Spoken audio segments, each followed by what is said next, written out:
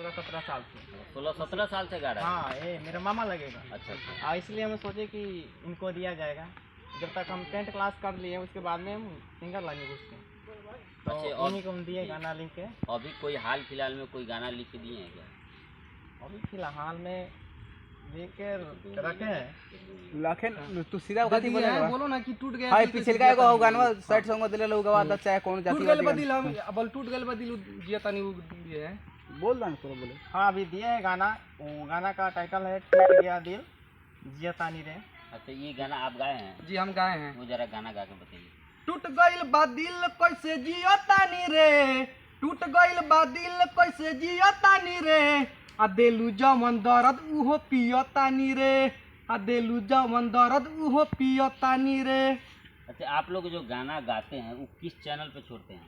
जी मेरा एक चैनल है, चैनल का नाम है GST भोजपुरी। अच्छा। GST भोजपुरी आप लोग सर्च कीजिए और वो चैनल के शेयर कीजिएगा, कमेंट कीजिएगा, लाइक कीजिएगा। क्योंकि भाई